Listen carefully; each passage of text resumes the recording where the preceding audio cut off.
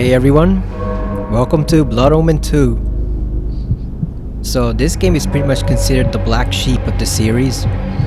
This is where it all started to go wrong.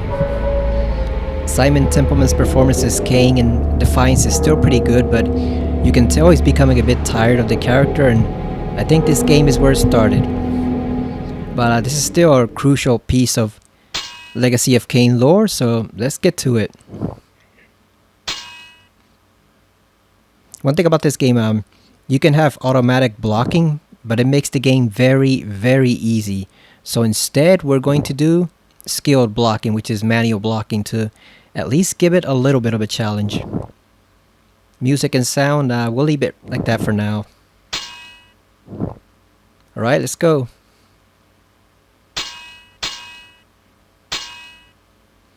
Yep, hold L1 to block attacks. Skilled. Tap L1 as each enemy attack starts. Yeah, the automatic blocking makes the game very easy. 400 years after the nobleman Kain was cursed to walk the night as a vampire, and centuries before Kain would rule the wasteland of Nosgoth with his lieutenant Raziel, his path of conquest is stopped by a new enemy. The pillars of Nosgoth lie in ruin, vampires roam the land once again, and the legacy of Kain continues.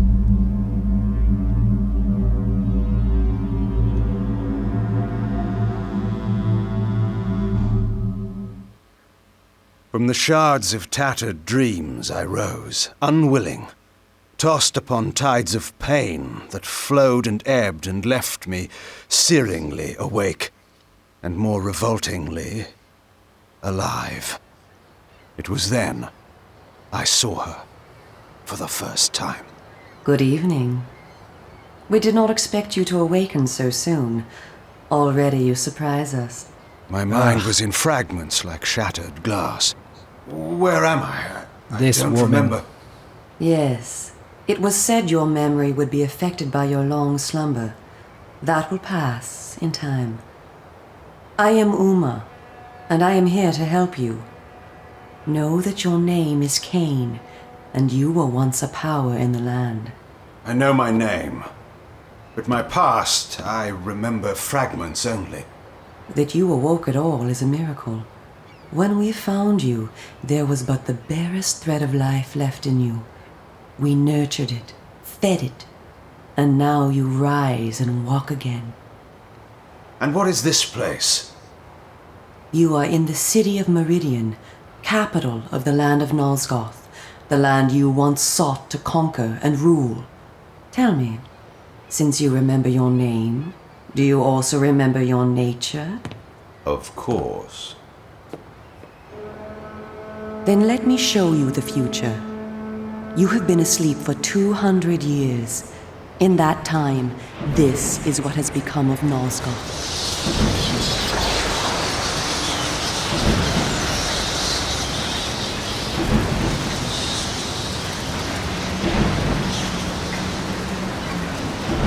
You were a great general, commanding an army of vampires, but the powers you opposed were too strong for you.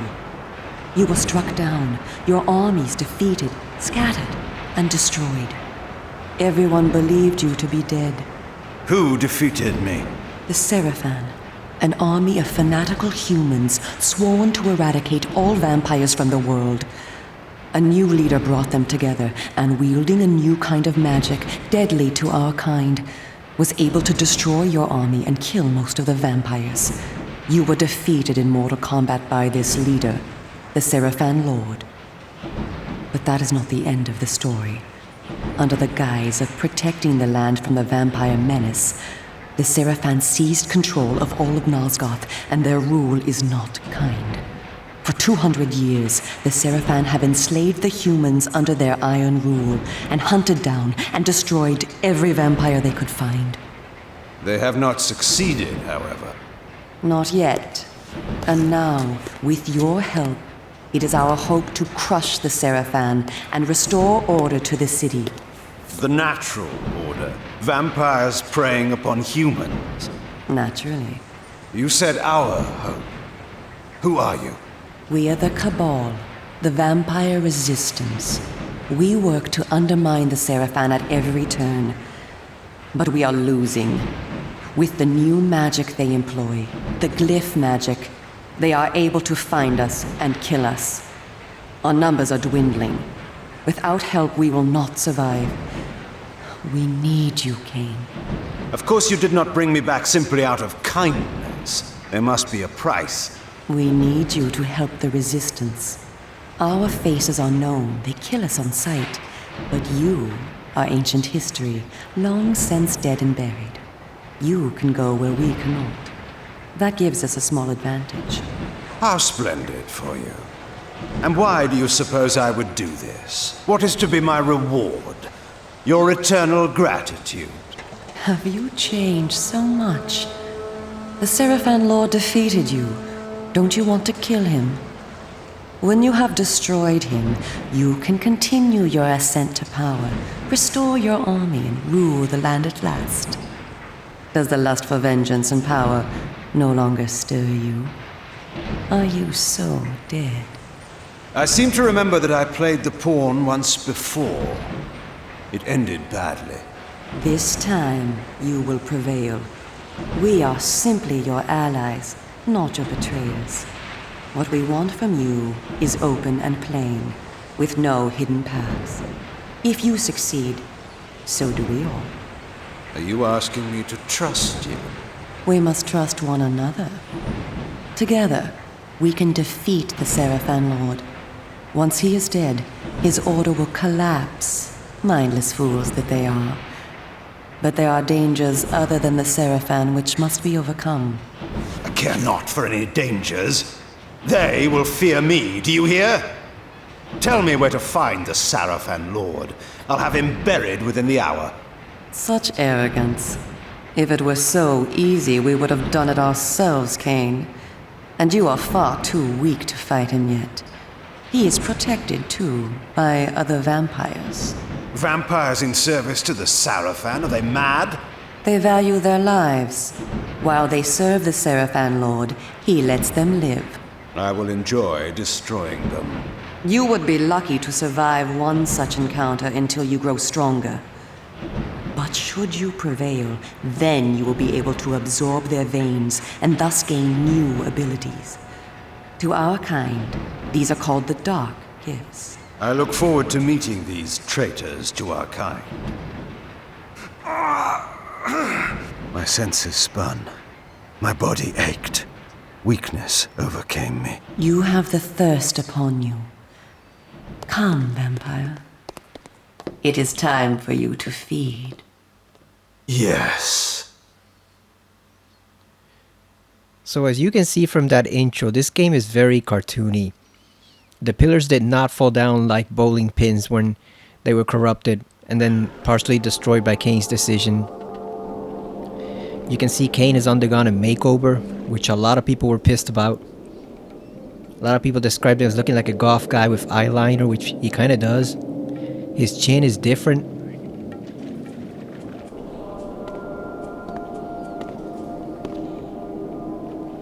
Kain, do not be afraid. What magic is this? I am using the Whisper, Kain, a natural ability of vampires. In this way, we can keep in contact even over great distances. Yes, I remember now. She had been in my thoughts. I almost believed I had called her myself. Never fear. I cannot read your thoughts, but only speak into your mind and hear you in return. Now, proceed down this street. I shall be waiting.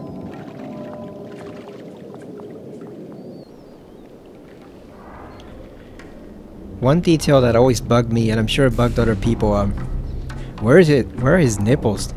Did he evolve past them? Use the left analog stick to walk or run. So you can see this game, especially the PS2 version, is very janky. It is not at all refined. Oh, it's got the inverted camera. Let me see if we can... No, I don't think I can change it from here. Yeah, that's another thing. I hate the inverted camera like that. Whenever they do this in games that Up is down and down is up. I hate that inverted camera.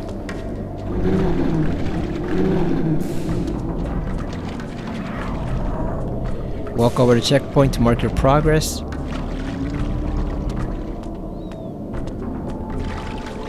Also, people question, what is that thing on his shoulder there? Why does he need that? The one single shoulder pad sticking out right there like a platform. What is that even for? So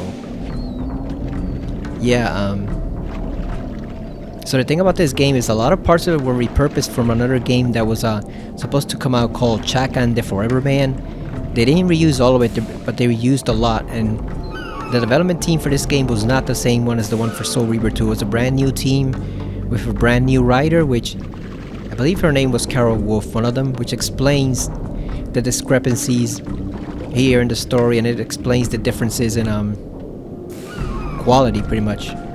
You can also see that's actually our moon. They changed that for Defiance because Nosgoth is not supposed to be our world, so they don't know why they use that moon for here instead of using something more native to Nosgoth. So you'll see that change in Defiance, which is by far a superior game. But let's go meet up with Uma. Here to protect us, that's why. So the Seraphim basically is scumbags. Great deal of protection. The Seraphim have They wiped out the vampires nearly, but then they also took over. They also took over the land and pretty much enslaved everyone and put in a fascist regime. So typical humans, right? What else they've kept? Our tax money, that's what. They also introduced a lot of stuff here that that wasn't in the Legacy of Kain lore before, like the Whisper and then the Dark Gifts. Kain referred to it as a dark gift. I guess he used gifts, but he meant it in terms of just being a vampire with supernatural abilities. He didn't. This game gets deep into like absorbing veins and how you acquire different powers from vampires. Just a lot of stuff they added here that is never seen again in the series in the next entry. So yeah, it's kind of the oddball of the series. Probably the lowest point.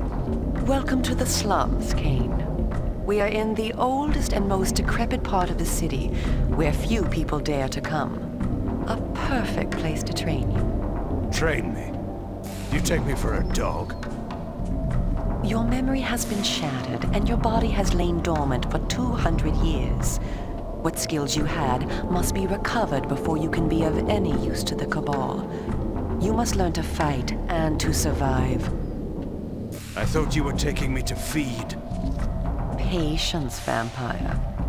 First, know that you are stronger and faster than mortal men, able to jump higher and farther than any human that ever lived. When your path is blocked, seek for a place to jump. Now, join me up here.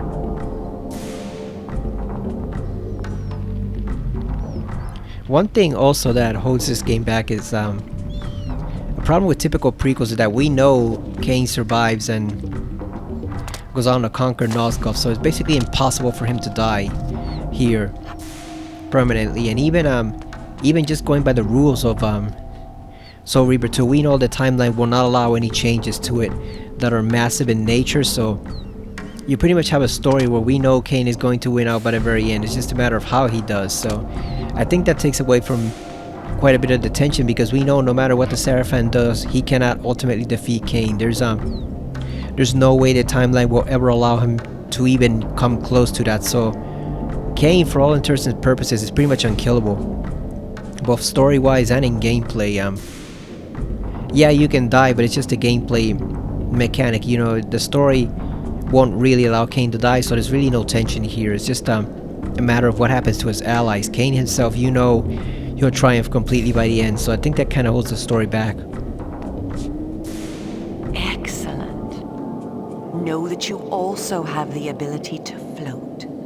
When you are on a ledge, such as this one, you may land silently and carefully by floating down. This will be important when I train you to kill. Now, follow me. She would discover I needed little training in how to kill.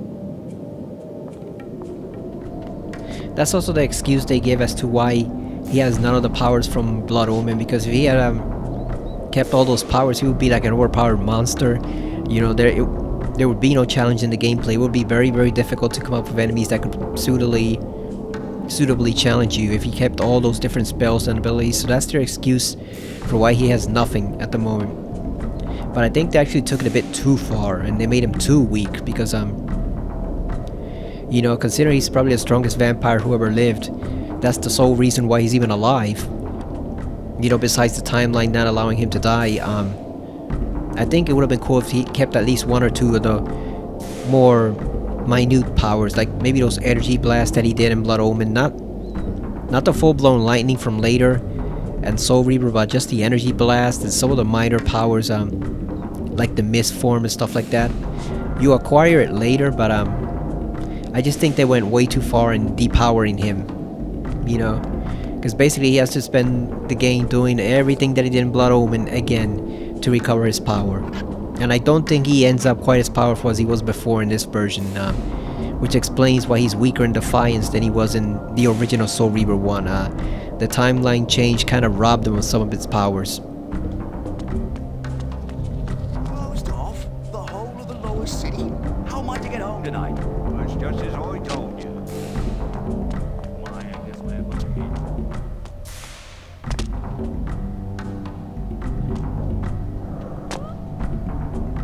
So I was excited when this game was first announced, but after I actually played it, at first I did enjoy it, but then as I replayed it again and again, I began to see the massive flaws that were there. You know, I was much younger when I played this game, so it did leave me a good impression at first, but then I realized that every single thing that's wrong with it eventually. And playing Soul Reaper 2 and then playing Defiance before and after this, there's no comparison, so prepare for some jankiness. There's a lot of stuff here that is very, very janky and unpolished. I also played the Xbox version, but even though that one runs smoother and has less loading times than the PS2 version, the problem with the Xbox is it suffers some glitches in the when you replay it on the Xbox 360, which has Kain spinning around in circles when you interact in certain cutscenes. It's pretty funny to watch him interact later on with the Seraphon Lord near one of the end levels, and Kain is spinning in circles while he's supposed to be delivering this dramatic monologue to the Seraphon Lord. It's pretty funny. Hopefully it doesn't happen here, although it would be funny to see it happen.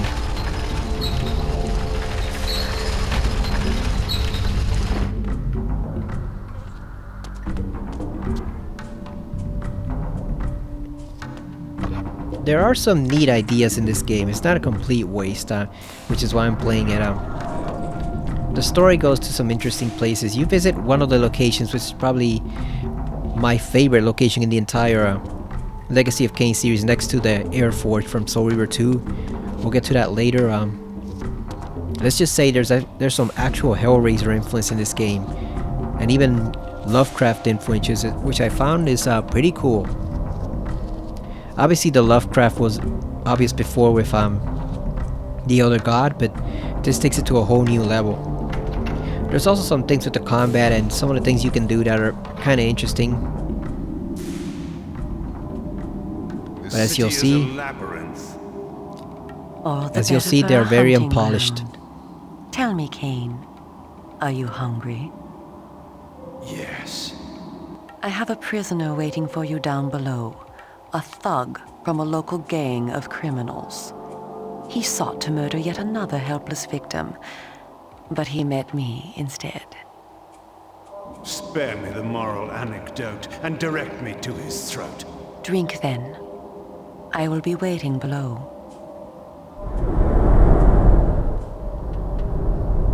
At least they kept that consistent, teleporting by the vampires.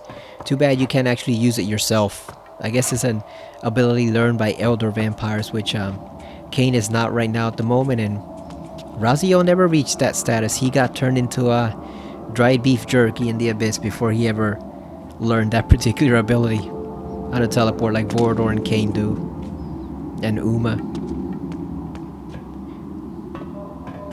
You were actually supposed to encounter a human Uma, I believe, in Defiance, since you're traveling through different time periods in that game, but they never really did it.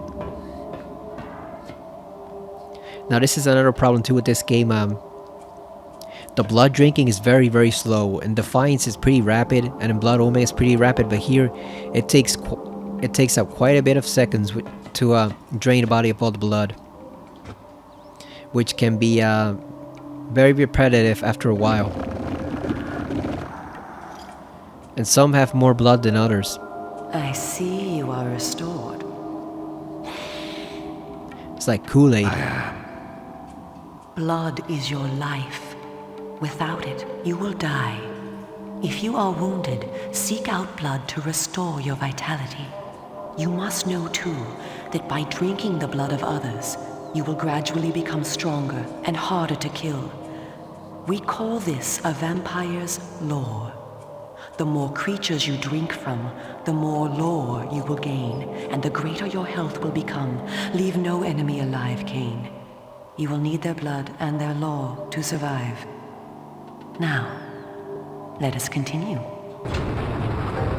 This was always weird, hearing the term lore in an actual story context. It's sort of just like, you know, like a meta concept, but they're actually calling it lore. As you'll see, this game has an issue with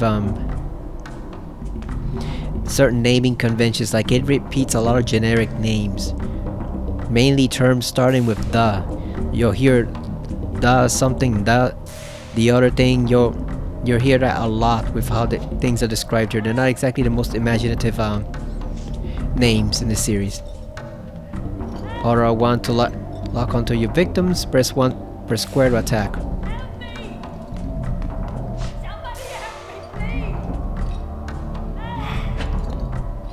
Okay, so yeah, you cannot attack without pressing R1, which is kind of lame.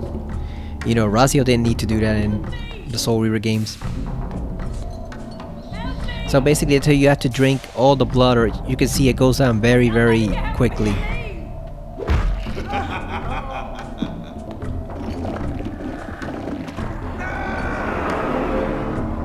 And that annoyed the hell out of some people, the way Kain screams like that. I remember some people were annoyed in the intro.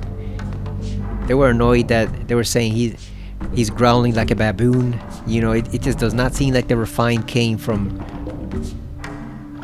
Blood Omen. And I do wonder if the developers behind this game even played Blood Omen, or if they just saw like a quick YouTube summary and watched a couple videos and gameplay features and that was it.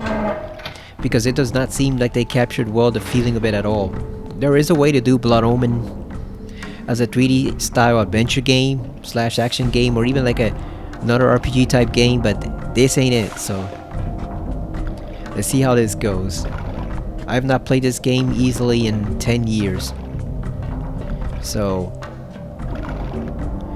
one thing that does work though is the feeling of Meridian as a city. This city does not...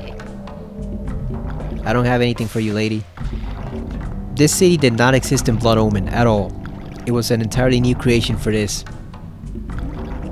And to be honest, I don't think it even exists in the original Legacy of Kain timeline. I think it's completely new to this timeline, which was created when Kain activated the paradox at the end of Soul Reaver 2. So this is an altered Blood Omen 2 timeline. The original Blood Omen 2 was probably just Kain conquering the few human kingdoms left and then resurrecting the 6 brothers and making them his lieutenants, and the timeline changed thanks to the paradox, added this whole other section in his life pretty much.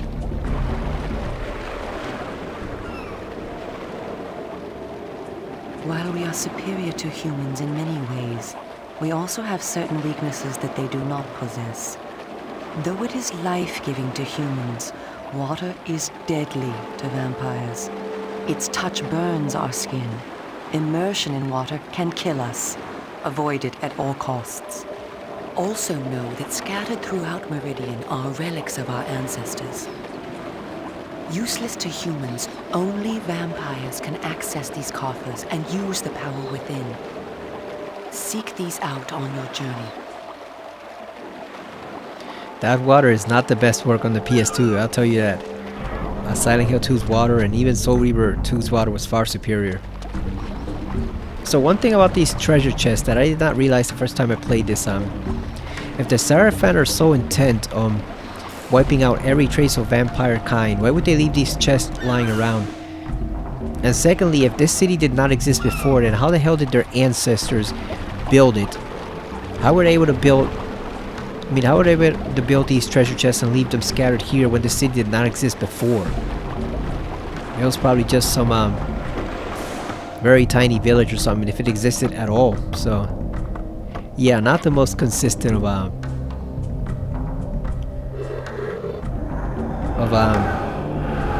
story aspects.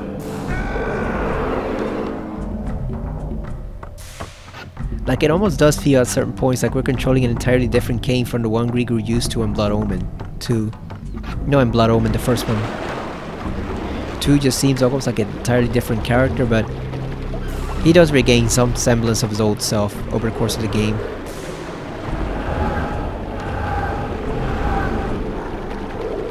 You can see the blood goes down way too quickly too. That's one thing they did fix for Defiance, because Kain pretty much has to kill almost like the entire population of the city in order to keep himself from dying of bloodlust, which is not ideal in a game where you're playing as a vampire, where you constantly have to be drinking blood at every single turn. You can't take time to explore, even though there's not much to explore. But you know, Defiance makes the meter go down a lot less quickly, which I appreciate it, and I'm sure other people appreciate it, because Kain is an elder vampire in that one, so he shouldn't be that vulnerable to bloodlust anymore. It should last him a long time. Like I said, one thing I do appreciate about this is that it does feel like a actual city, not just like a tiny little town like in Blood Omen, where you had these supposedly big city and grand settings, and they were all just tiny little villages with row homes over and over again with like one major building. It was the PS1 days, so not very diverse in terms of the architecture there on Silicon Knights' part. They had some good ideas, but they did not realize them in the most efficient fashion. I spoke before of our mortal enemies, the Seraphan. It is their sworn crusade to destroy all vampires, and for this they have developed special defenses. You see here a ward gate. What precisely does it do? Should you so much as touch it, you will be burned as by fire. The Seraphan have raised these wards throughout Meridian. We can go no farther this way. Follow me into the sewer.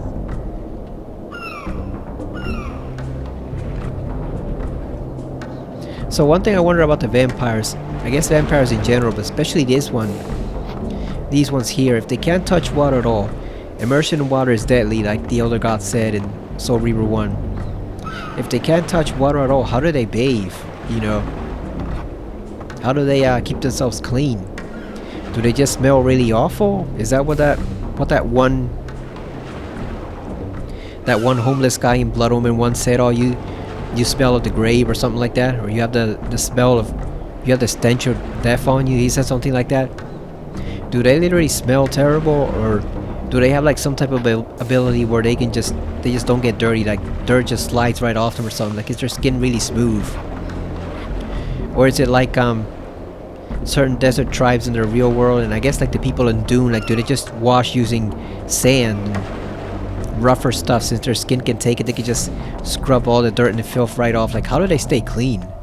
Because I imagine, especially in Raziel's time, these are all noblemen. You know, Kain's a nobleman.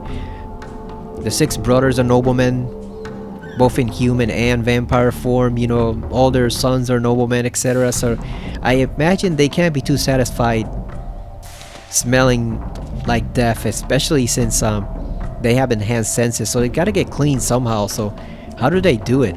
Like, do they just use like very tiny, minute amounts of water? Do they have some other stuff? Like, can they use the blood itself to get clean? You know, like the blood, or maybe just slides all the dirt and crusty grime off them? Like, how do they keep themselves from becoming just absolutely filthy?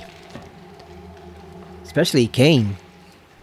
Because like I said, as a nobleman, he's gonna have his pride. He's not gonna want to smell like a sewer and just be covered in dirt and grime. So how do they do it? I don't think they've ever answered that adequately in the series at all. Something so simple, like how do these guys actually take a bath without killing themselves? Your ability to survive will depend upon your ability to fight. It's time for you to learn how to kill. Your first line of defense is your agility. you can dodge around an opponent using your inhuman speed. You can also defend yourself by blocking attacks. I shall now strike at you. Do not be concerned. I shan't use my claws. Block my attacks, and we can proceed to the next lesson. Boy, I don't hear that word often, shan't. I know it's like a... it is technically a word, but I haven't heard it often in any other form of literature or show or storytelling. That I think this is actually one of the few situations where I actually heard that word, shan't. Hold R1 to lock onto enemies, press L1 to block attacks, block 9 attacks to continue. So normally if you left it assisted, you would block automatically. All you have to do is just hold down, but that actually makes the game kind of boring because Kain never misses a block. So we're gonna do it the old-fashioned way. We're just gonna tap L1 to actually block.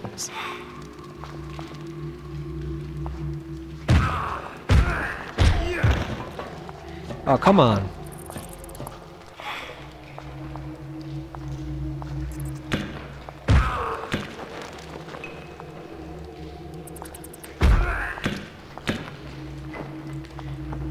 It's a bit slow on the reflexes.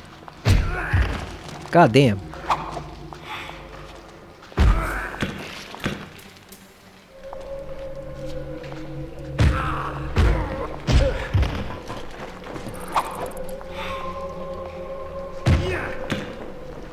There we go. We are Not all perfect. armed with a natural weapon, our claws. Use them to kill your enemies. You can practice by attacking me.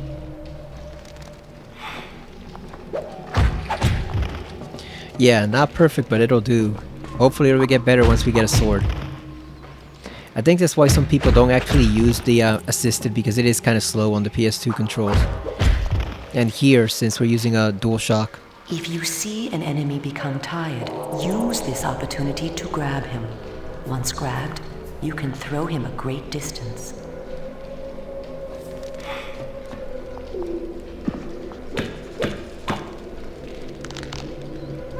Yeah, you can also choke them out. Hold R1 and press triangle to grab, then press square for lesser attacks. And lesser attacks, press square and forward for greater attack. Okay, so yeah, square, just pressing it square I think it's a choke, and then you can also throw them.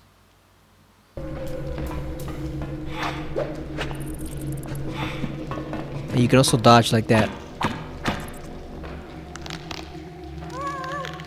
See, you can choke her out and then you can throw her. Excellent. Your lesson is over for the moment. Continue through the sewer, and I shall meet you again shortly. Alright. When do we learn teleportation, lady? That would be pretty useful. So weird seeing Kain having an ally instead of doing everything himself. Especially a female ally. He never really struck me or anyone else as the type who's actually interested in women. He's kind of like Wesker in that way. Blocking will increase your rage bar. Filling the rage bar activates combat dark gifts. That's also new, the fact that we need rage in order to be able to use the dark gifts. So yeah, there's a lot of stuff in this game that never reappears again in the series. It's kind of the oddball there. Camera's also a bit janky.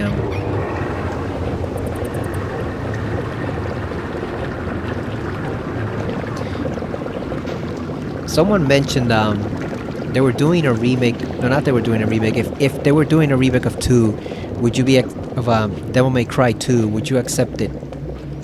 Would you want them to remake that game and make it better? Like make a brand new Devil May Cry 2 entry, because the original one pretty much sucks. And I think it's a very interesting question, because I would definitely I know I wouldn't mind a remake for that game, but this is one game where I definitely think they would benefit from just remaking the whole game completely, making an entirely different Blood Omen 2 that actually lived up to the hype of what the Soul Reaper 2 ending promised, you know. When we saw Kain shocked at what had happened at the end of Soul Reaper 2, we figured it was going to be something massive that changed in the timeline, and no, aside from some things we discover in this timeline here, it wasn't really anything critical at all, and obviously the game itself is of subpar quality. So this is one game where I wouldn't really mind at all if they just took the core concept of it, exploring what Kain did before Soul Reaver 1, but after Blood Omen 2, after Blood Omen 1, and just doing a whole new Blood Omen 2 for PS5 or whatever, that is just a completely brand new remake and has almost nothing to do with this. I wouldn't mind that at all, because this game could stand to be replaced. You know, remakes are not always bad. Remakes gave us a pretty great version of Silent Hill 2. It gave us the ultimate remake in Resident Evil 1. It brought us back the Spyro and Crash series. You know, Resident Evil 2 is one of my favorite remakes of all time. So remakes are not always bad or repetitive. Sometimes they can do a lot of good. They can be pretty good, and in this case I think this game would definitely benefit from a remake. Like, out of all the games in the series, besides the original Blood Omen 1, I think this one's the one that I definitely won't mind at all if they say, you know what, let's just remake it and start from scratch. Let's just see what we can come up with. You'll see here like the alien-like writing on the devices here. That'll become important later on.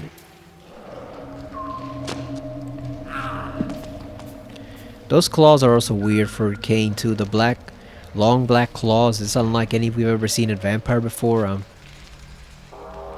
She said our first weapons are our claws, and Raziel forgot that in Soul Reaver 2 at the end, where he said he had no other weapons to use against the Seraphim lieutenants. It's like, you have your claws there, you freaking idiot. Use the claws. Alright, there's a random guy. We can kill him. Here you are at last. Through this door lies your first true test. A gang of criminals are encamped ahead, and one of their number stands guard, unaware that his fate approaches. You must kill him, Kain. You have the skill to block and dodge his attacks. Bring him down using your claws. Once you have felled him, drink his blood to restore yourself from any wounds you may receive. I will be watching. And we can take his club too. We can steal his weapon and kill him. Rob his ass. Let's go. Hold L2 and select Fury. Press 0 to strike when the rage bar is active. Okay, so that's just basically a bunch of subsequent strikes that just overwhelms minor enemies. You can see here we got Mist and Fury. I think Mist just lets you avoid damage for a while. Fury, sure, when the rage bar is active, so it'll start glowing, I think.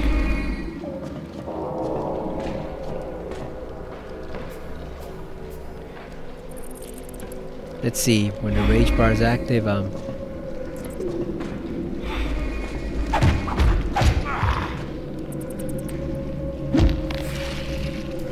kick him right between the legs.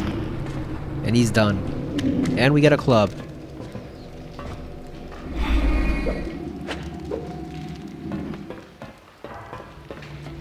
Some fire, that's deadly to vampires, but that's a small one, so we don't have to worry about that.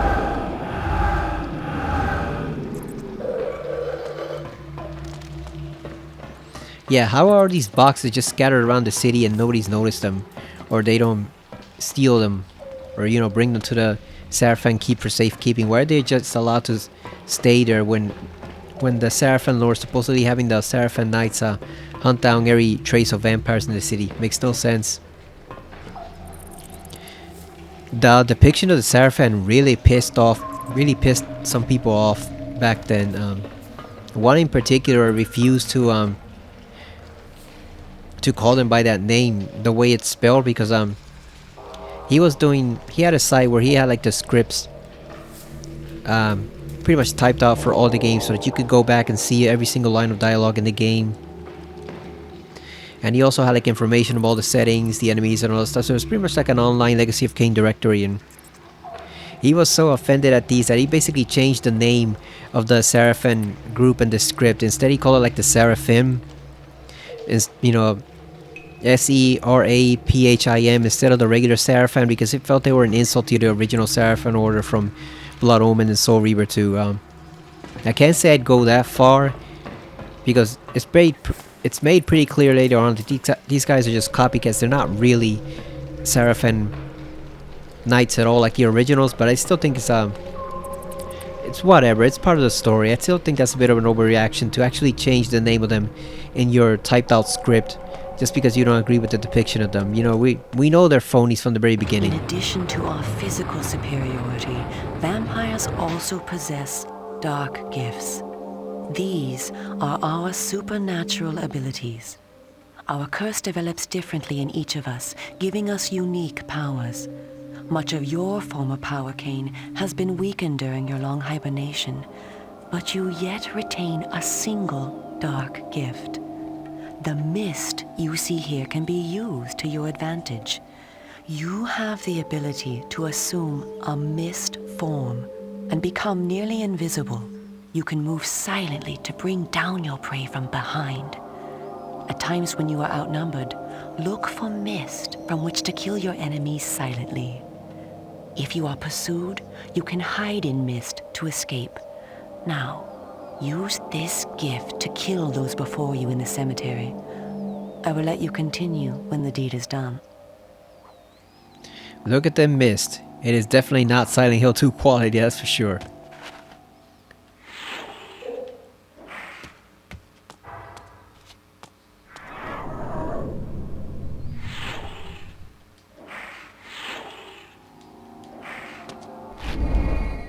There we go. Hold L2 and select mist. Press 0 to activate while in mist. Hold R1 and press square to stealth kill. So this is basically like your stealth aspect of the game. It was a lot more pronounced during development, but they kind of toned it down a little bit. Damn, just took his head up right off.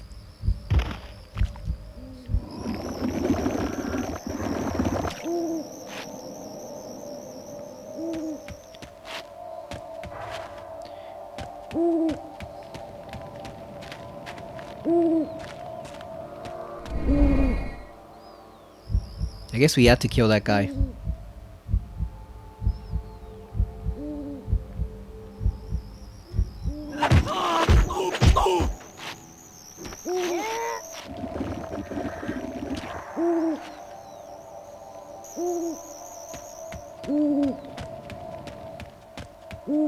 This reminds you of the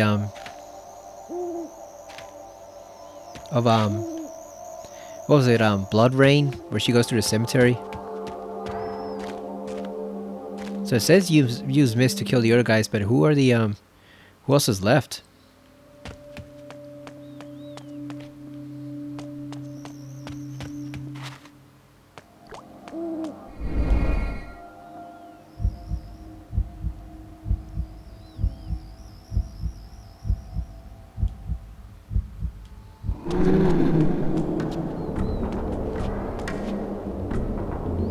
So you can also pick up weapons too. We'll get swords later on.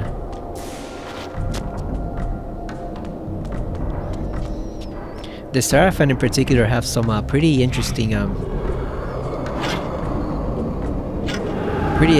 blades at their disposal. They're not all just regular swords.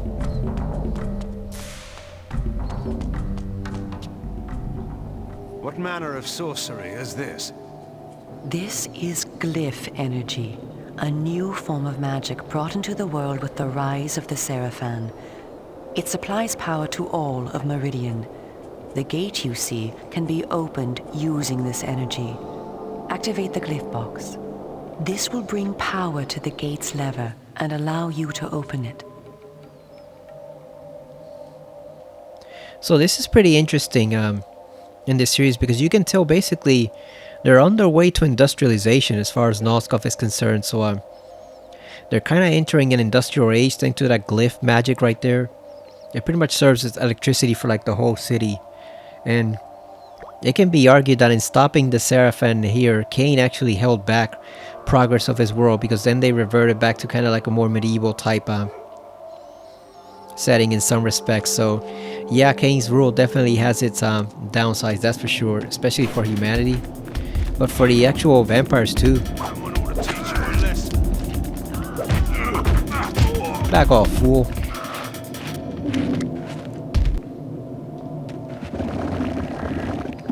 I completely forgot to block his attack.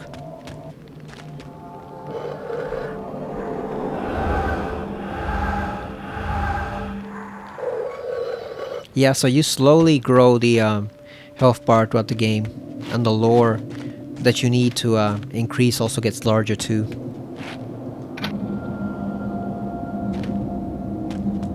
You can see it travels pretty slowly, so it's not instant like electricity. And obviously at this point you're wondering where exactly is that magic energy coming from. We will find that out much later on. It is stable once it reaches its destination though. It's almost like batteries. Well Their done. version of batteries. The glyphs are operated by the Glyph Rites, a secret society existing within Meridian. You may see them working on glyphs from time to time. They rarely talk with the townsfolk, and very little is known about their origins. Ahead is the market where the common dregs of Meridian engage in their filthy commerce. Beyond the market is the bridge that leads to the lower city. Make your way east to the bridge. I shall meet you there. And where are you So- going? I shall scout ahead to ensure that you don't meet any Seraphan patrols. You aren't ready for them yet. How trusting of you to leave me to my own devices. Consider it an act of goodwill.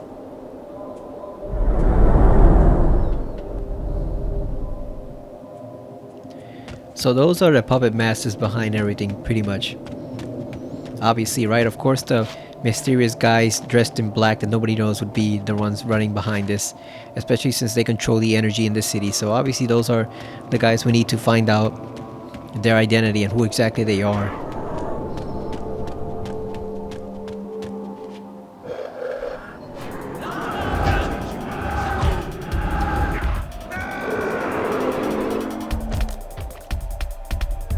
Oh, someone was actually getting attacked. I thought they were screaming just because I saw him open up the box. I was like, is that enough to get a guy screaming? Just seeing a guy opening up a treasure chest, that's enough to scream in horror? But no, he actually got killed. So it is a ruthless city. You don't belong around here.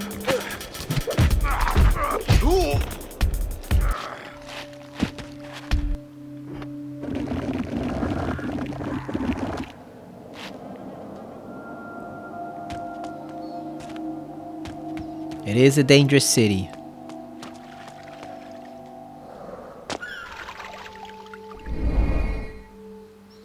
I do like that you don't have to keep pressing to activate mist. You can just press circle once and he stays in that form, but it will still actually more useful in Blood Omen where it lets you pass through barriers. That's how you do the stealth kills whenever you see the skull lining up behind him.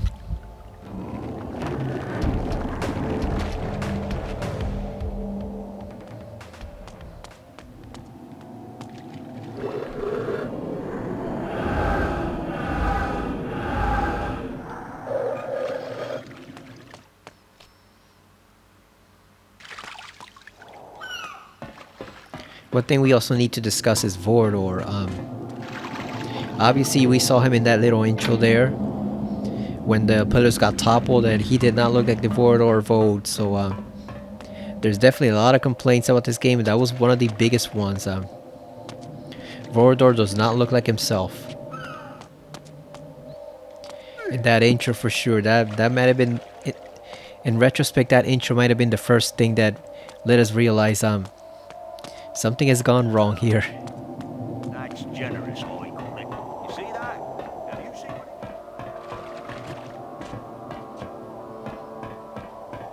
what? Do we actually have to do anything with that panel?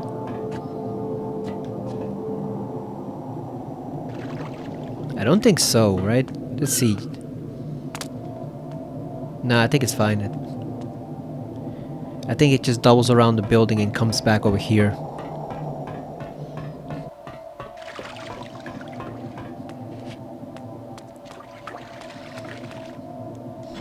This city is kind of advanced compared to previous towns in Nosgoth.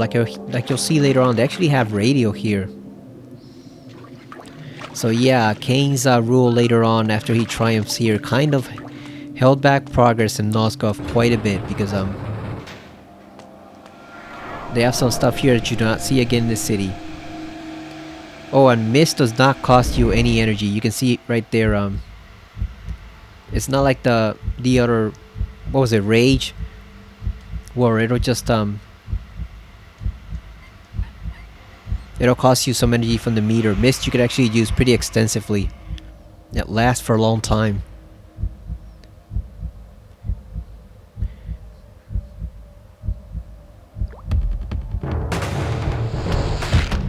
One thing I don't like is that you cannot let go of a weapon once you activate it, unless if I remember right. You pretty much have to physically pick up another weapon in order to change it. It does not. You cannot get rid of it, which kind of sucks because then you actually have to look for another weapon first before getting rid of it, and then you can only use that one at the same time.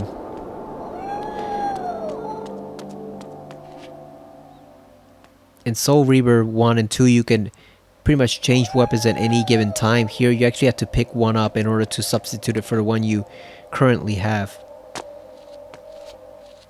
That is a big ass rat. Look at that. That's almost the size of his leg.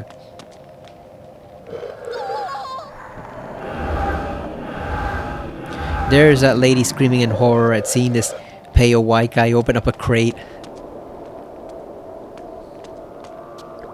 I guess she knows it's a vampire, but really, lady, all he's doing is just opening up a box. Like, you haven't seen those weirdos messing around with magic in the whole city? That's not a reason to scream, ma'am. Here we go. Here we go. Teach you a lesson.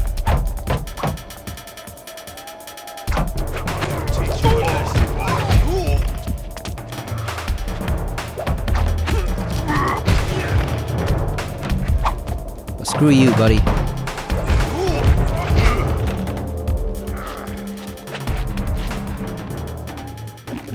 Blocking is a little rough, not gonna lie, but it's still probably better than setting it to assisted blocking, because then we don't actually do any work, you know. And assisted blocking is all automatic, so it's kind of lame.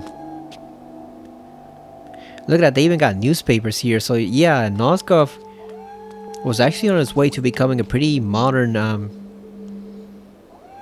setting in this version. That's actually interesting. That is one aspect of the story that I think actually is truly interesting. The fact that they were making some pretty good progress here in terms of scientific and technological innovation, and Kain kind of just put a stop to all that and had society revert to medieval times.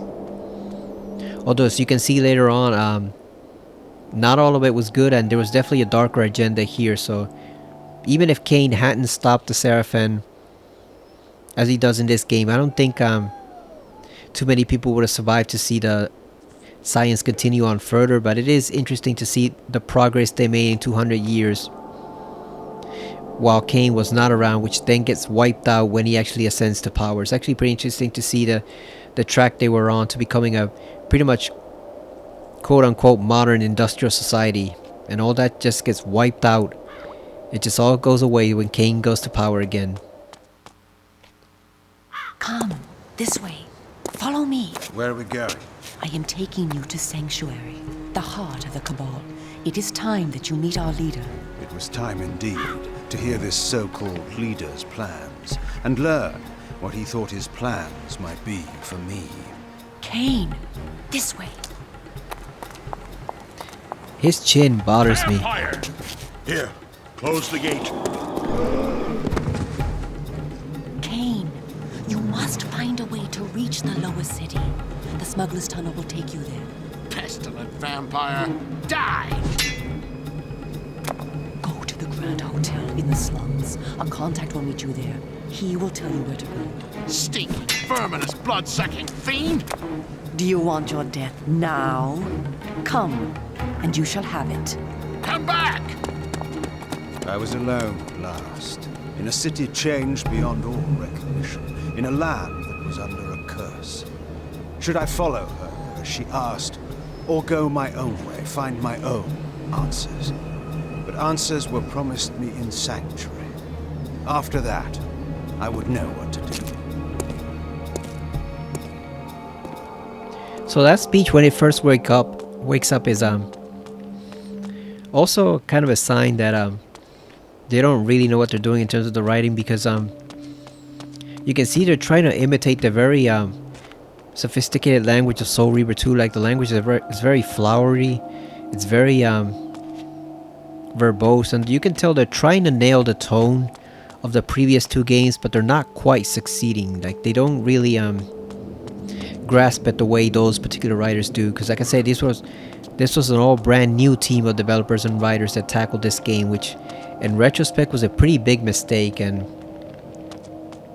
Capcom would later make the same mistake much later on, many years later, with its Resident Evil 3 remake, where instead of handing it to the team that did the Resident Evil 2 remake, who were experienced and actually knew what they were doing, they gave it to a new team, which I believe was composed of former members of Team Ninja, and I don't remember what it's called. Is it like our team or something like that? But either way, it was the beta team.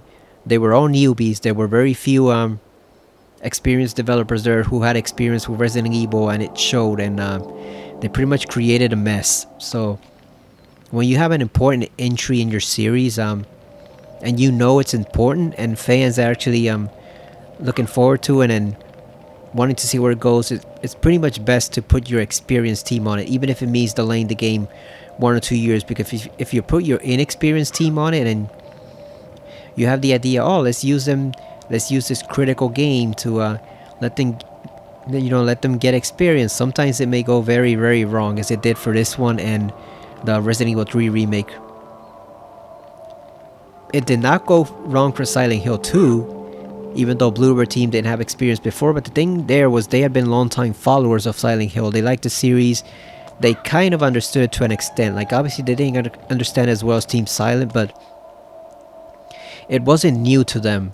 And unfortunately here, this was new for the team that developed Blood Omen 2, and Resident Evil was new to the team that developed Resident Evil 3 Remake. So unfortunately, things went haywire. The intention also matters a lot. Like, are these developers who followed the series and are fans of it, or are they just random guys and girls that were picked up, as part of a natural hiring process, and the first project they get saddled with is, oh, here you go, let's remake this classic game that a lot of people love, or in the case of this one, oh, let's do the next entry in this very beloved series that has some critically important lore to share, and is meant to be like the follow-up to a legendary game, Blood Omen 1, and it's like a newbie developers aren't quite ready for that. They need to pick up some experience first. Like, have them do a side game, or nowadays you would stick them on DLC. And that's what you would do. Okay, let's do some DLC and have them gain experience that way. But that wasn't a factor, obviously, back in 2002 or 2003, whenever this game came out. And it shows they just did not have any idea what they were doing in some respects. You don't belong around here.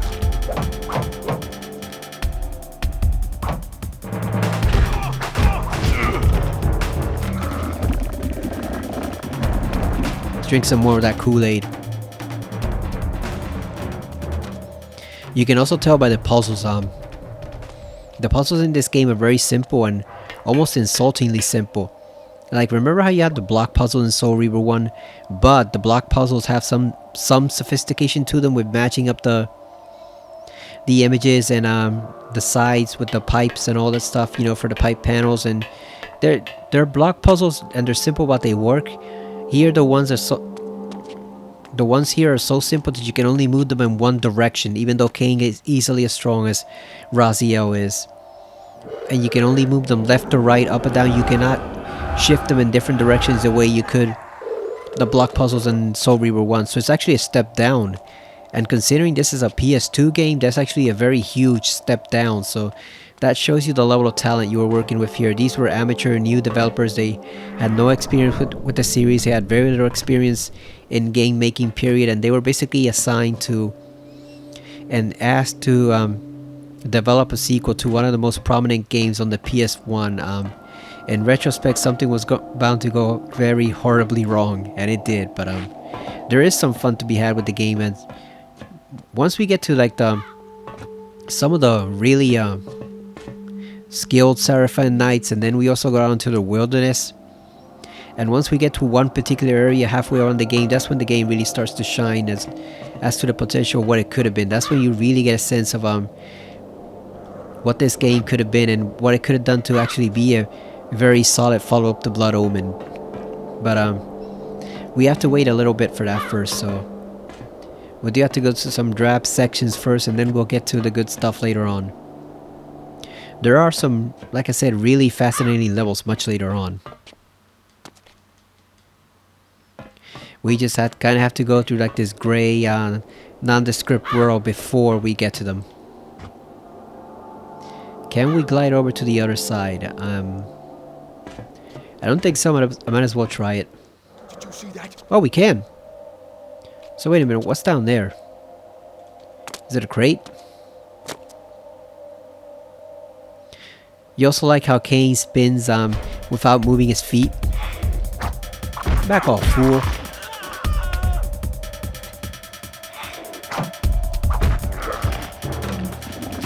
Yeah, you like how he spins without moving his feet like Claire in Code Veronica? Or Leon in the original RE2. It's just that that natural spin with no foot movement whatsoever. The thing that's funny about that is, remember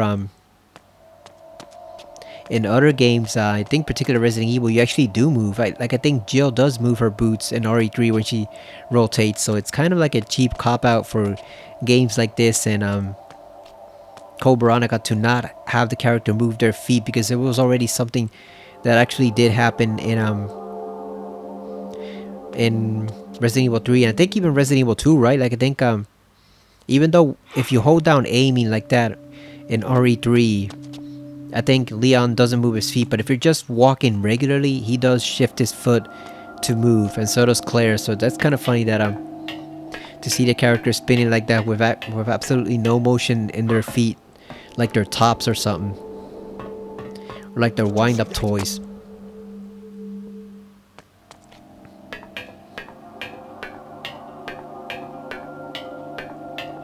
The thing about this game is also we do have to get through it in order to understand the very important lore of story for Defiance, so we can understand some of what's going on in that game. So as much as this game is kind of subpar, it is somewhat necessary to play at least once.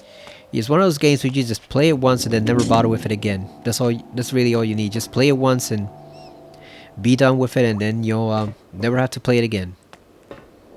Kind of like a Silent Hill F, right? Like some people are saying about that game, just complete it once fully, do it a couple times, get all the endings, and then you never have to bother with it again. But that game is obviously far superior to this game. That game is a work of art compared to this game. I mean, the story is a work of art, period, but even the gameplay itself, as janky as it is in some respects, is definitely a work of art compared to this shit. Which is a shame, because Kain deserved better. Kain's definitely one of those gaming characters who's really good in terms of character development. He's really interesting. He goes through a lot of interesting changes, has a lot of interesting background, and so it's a kind of a shame that he gets stuck with this game. And then Blood Omen, which has never gotten a remaster or a remake in any form, even though it desperately needs it.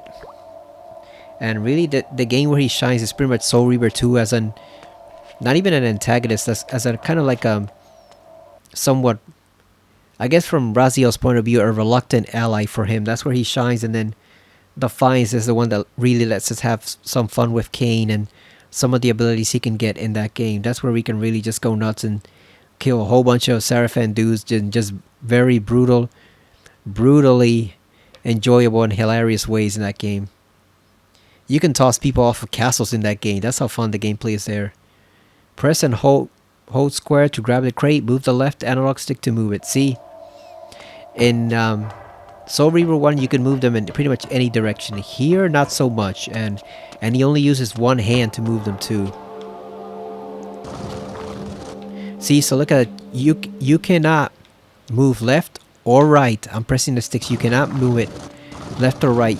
Even though Kain is as strong as Raziel, if not stronger, you literally have to use the telekinesis. Basically, he's not using his physical strength. You can see he's using his TK. You literally have to move it like that. You can only move it one direction, up or down, or left or right, and you have to switch directions every time. And there are quite a few puzzles in the game that use this to like activate water paths or shut down valves or bridges and, you know, turn bridges and stuff like that. And it is very tedious. And it's a huge step down when your puzzle system is not even as sophisticated as a PS1 puzzle system. That's how you know they took a really big step back in the gameplay.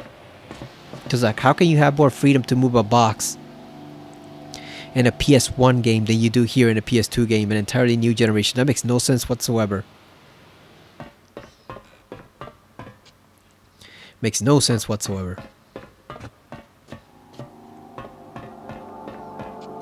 I do like the industrial look of the city, even though it's a bit generic, but it does feel like an actual city, albeit with some paths that are blocked off or whatever.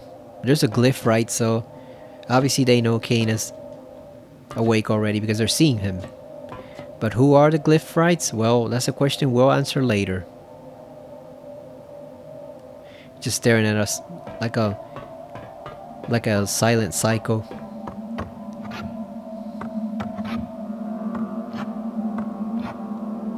You can see by their brows that those guys are probably not human, probably, but who are they or what are they? That's yet to be determined.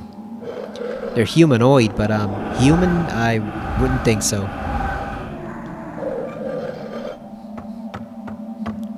Now you can kill pretty much every human in the game and leave the city lifeless, but I prefer not to do that because Kain is not a complete monster, you know. He's not a mass murderer for the sake of it. He kills when he needs to.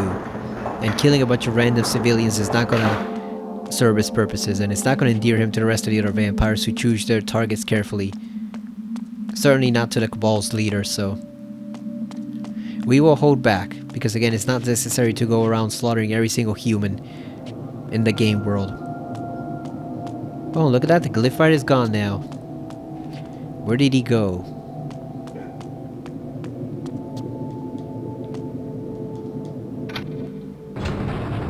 Oh, there he is, right there. Now he's gone.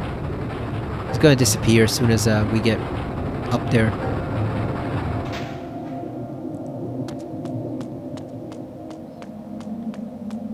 Gotta go back up.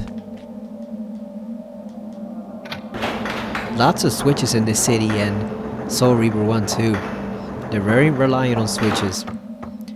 Now obviously some of the technology here did survive to the Soul Reaver era, because we see it in Melchiah's territory, and obviously you have the smokestack, so there is some level of technology there, but it's not nearly as advanced as it could have been had Kain not torpedoed everyone in this game, you know.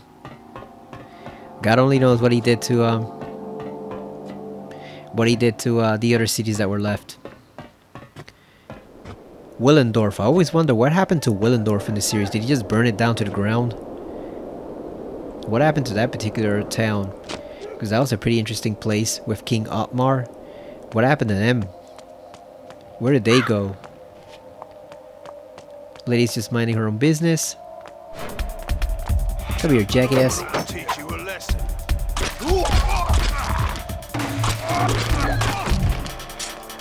Kick him in the balls. Oh, he's dead.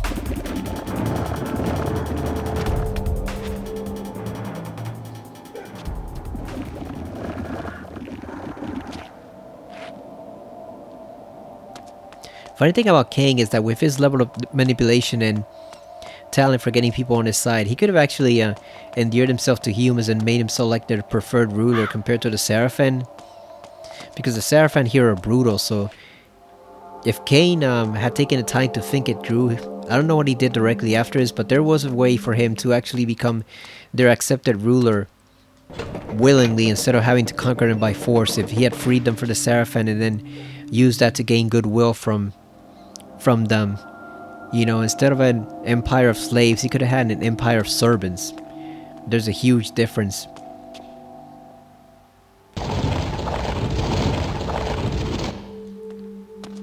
I think we have to move this over here to block off the gate. I think, I'm not actually sure.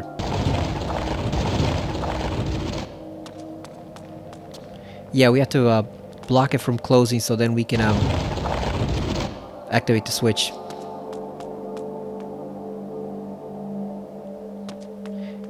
Raziel probably would have done that. Found some way to get the humans on his side so that when he inevitably took over, they would worship him instead of being against him. But I guess Kain was not that smart yet. Trophy earned. Welcome to Meridian. Alright, we got our first trophy. Wonder how many there are in this game. I haven't really checked.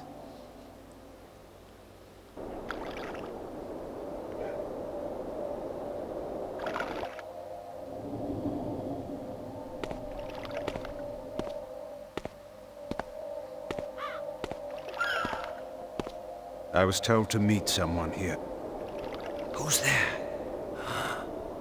You must be Kain. You are a human. Curious that you would help one such as I.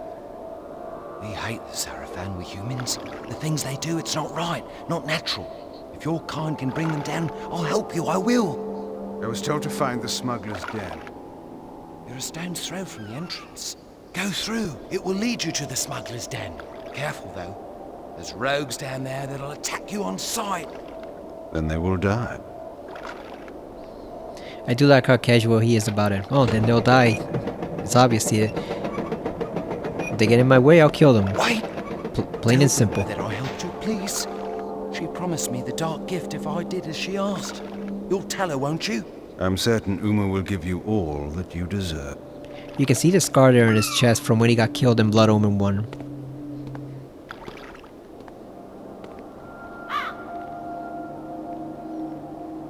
And who is this fellow hiding in the shadows? More or less.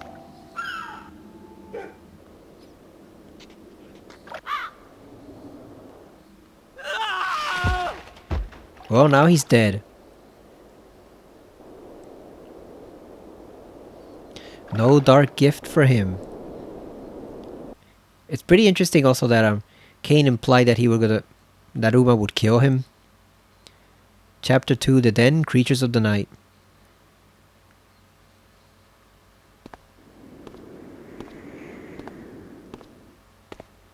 Greetings, Kain. You eluded the guards. They were only human. Welcome to one of the glories of our fair city, the Smuggler's Den.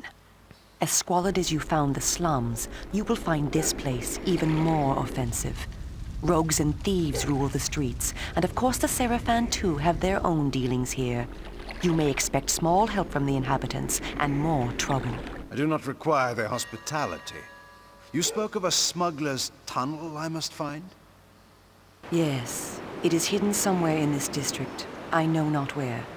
I have sent word to a member of the Cabal to help you. You will find him at the tavern, deep within this district. How will I know this person? He will know you. Find the tavern quickly. We will speak again later. Yeah, like I was saying, it's interesting that Kain implied that she would kill him, even though the human did not obviously take it that way, because you'd think, with there being so little vampires left, they would want all the recruits they can get. If someone wants to become a vampire, sure, you might as well let them. It's you know, it's more vampires for you to command. It's strength in numbers, but I guess you have to be wary of it, because remember, they don't start out super strong right away. They take time. You know, they need time to grow stronger as a vampire. So I guess that only certain people can make